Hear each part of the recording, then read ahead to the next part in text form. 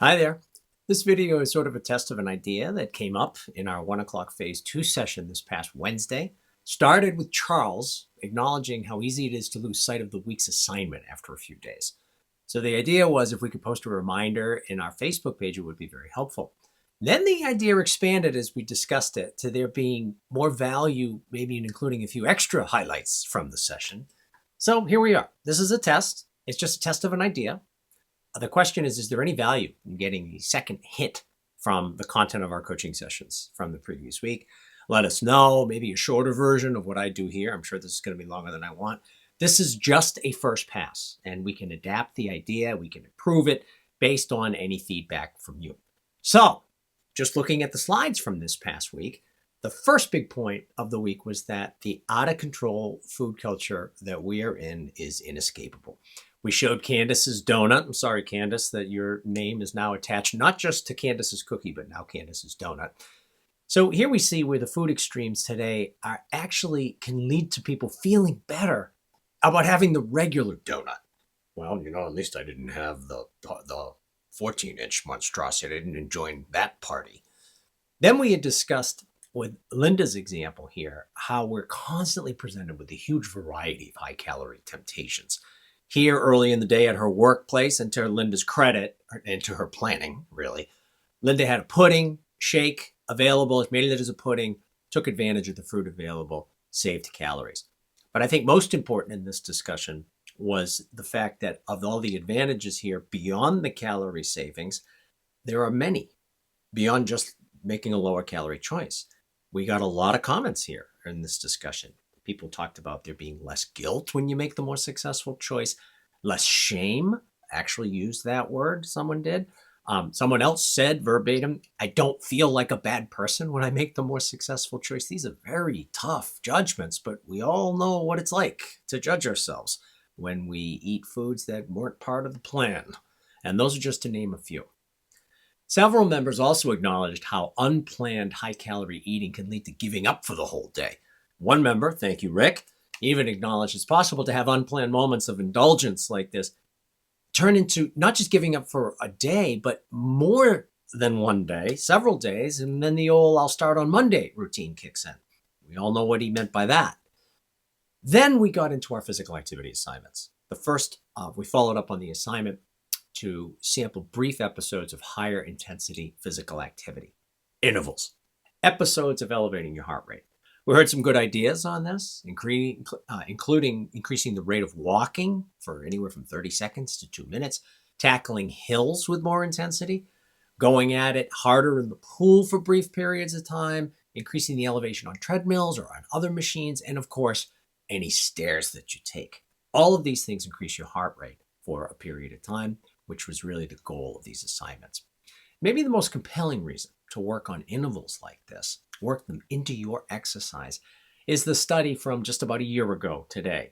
The biggest study ever done on the impact of physical activity and mental health, as we reviewed this week, showing that it is at least on par with medication and therapy to support people in managing anxiety and managing depression. And if you look, though of course we like to look at it all as a package, it's not an either or proposition. Then if you look to the bottom of the slide, the most important point here, maybe as it relates to the assignment, brief episodes of elevating your heart rate seem to produce an even bigger impact, protective effect against anxiety and depression. So we take on these assignments to discover, is there something that you haven't been doing that you might want to consider adding to your routines to increase your exercise, to help you with better weight management, but also to better protect your health as well. Then we introduced this week's physical activity assignment related to strength training or isometric exercises. And to set this up, we reviewed how cardiovascular disease is the #1 cause of death in the United States in every single state once you're past the age of 65, leading the way in every single state. Related to that, we shared a gigantic review of the research on physical activity and blood pressure being the leading cause of cardiovascular disease. And they found is that of all the physical activity you do, and all of it helps, it seems as though resistance training and isometric exercises, or strength training, we could use that term as well, seem to be particularly effective. Then what we looked at was how to bring this assignment into our weeks. How can you do this? It could be as simple as bringing a single body part to complete fatigue. We mentioned calf raises on the stairs while you hold onto the railings. It could be something like wall push-ups, or a little bit harder, stair push-ups, or even push-up push-ups if you're able to do that. It could be putting cans in a grocery bag and slowly bringing whatever muscle group you are working to fatigue using that extra weight. Or it could be using bands, which are very popular these days for strength training, also very cheap on Amazon. And they all accomplish the same thing, bringing a muscle group to fatigue.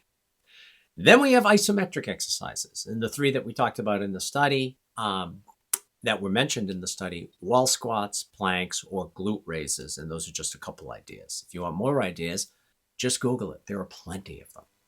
So that was our focus on physical activity for this week. Sample something different with strength training and or isometric exercises, and we will discuss it in the next week. Okay, not to run on too long here, but there were a few other highlights from the group.